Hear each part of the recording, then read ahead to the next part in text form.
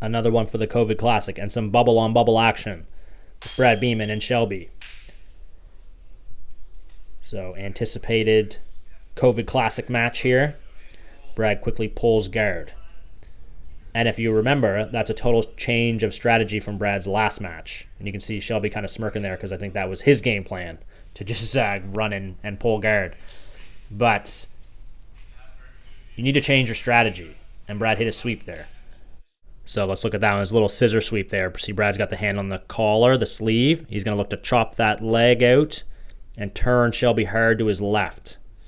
And as he does that, Shelby has no post with that hand, so he's got to go down. And Brad gets up. So now it's 2-0. And I love to see the change of strategy too. Like, obviously, even though Brad won his first match, it didn't necessarily go how he wanted it to. It was a lot of wrestling, a lot of stand-up, and eventually he got the takedown. But you can tell for this match, he didn't want to have a repeat of that last match, so he quickly pulled guard, and he finds himself up 2-0. So now he's got Shelby flattened out. Shelby has to look to try to get onto his side, try to create space here. He likes that lockdown, so it looks like he's trying to force the lockdown onto Brad's leg. That's going to limit his passing ability. Anytime you have a lockdown on, you have to clear the lockdown before you can pass. And what Brad should be trying to do here is trying to go low. He's trying to kind of hug Shelby's hips, and that'll make it easier to untangle his foot. The guy, when he puts the lockdown on, he wants to try to push you over his head, because that can lead to sweeps. If he can kind of get his hands in your armpits, kind of push you up over his head or to the side. So it's a lot of foot fighting going on at this point. Now Shelby looks like he's got a short underhook with that left arm. Instead, he doubles up on his frame. He doesn't want to get cross-faced in this situation. And Brad's doing a good job of kind of monitoring Shelby's hips, staying over top of him, making him carry his weight.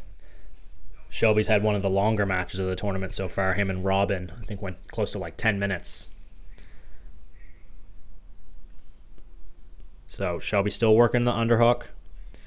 He's got to try to look to get onto his side, onto his right shoulder, and it'll make that half air a lot more effective. Meanwhile, Brad should be trying to kind of walk his foot, his trap foot, up towards Shelby's butt. That will lead to him escaping his knee. He could also try to kind of push that knee down, but it looks like Shelby's trying to kind of stop that arm from doing that with that underhook. Brad looked like he tried to kind of step out, but Shelby kept the foot trapped. And Brad looks like he's got more of a reverse crossface. It looks like he's over the head instead of applying like a regular crossface. So remember, we're still 2-0. If Shelby were able to sweep and get on top, he could tie the score. If Brad passes straight to side control, that would put his lead to 5-0. It would give him an extra 3.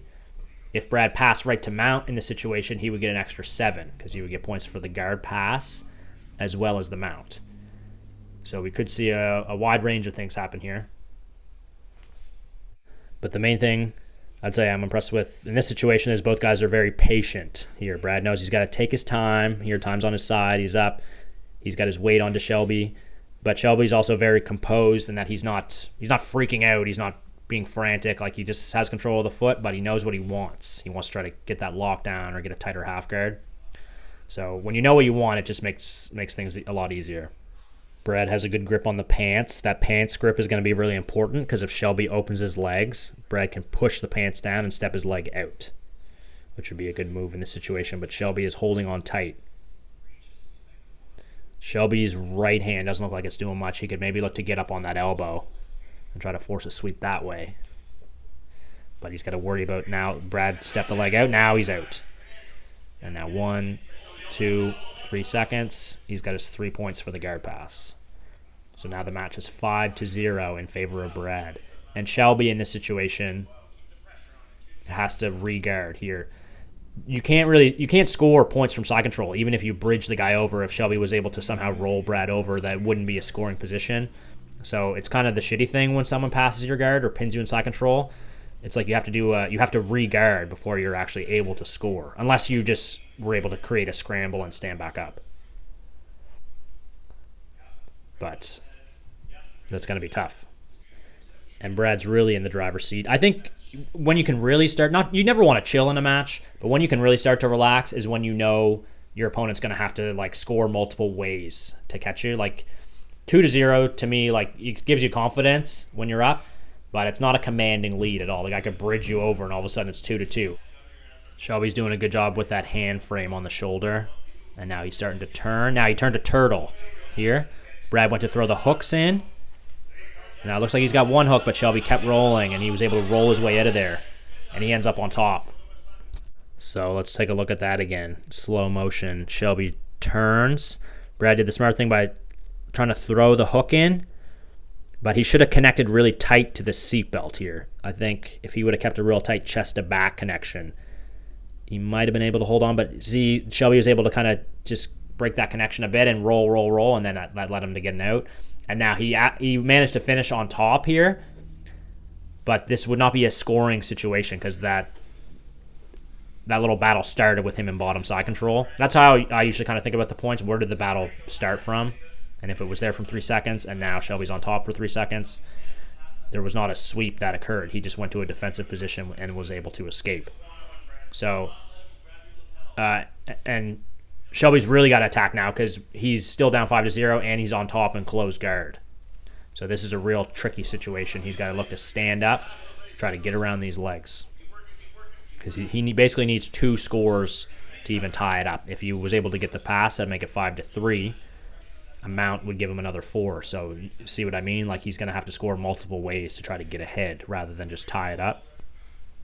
And Brad is in a really good knee shield position. I like how he has that hand and his knee connected.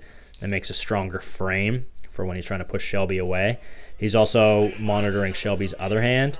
He's grabbing the wrist. Now it looks like Shelby's trying to go on the foot. Try to get a toe hold, not let Brad go on top for a brief second. And that's time. And I think that was a toe hold Shelby was attacking, which is technically illegal because blue belts are only allowed straight ankle locks. But hey, you got to go for something. You might as well go out with a DQ if you can in the last few seconds, right? Not. Congratulations, Brad, and good match, Shelby. Great job, both guys.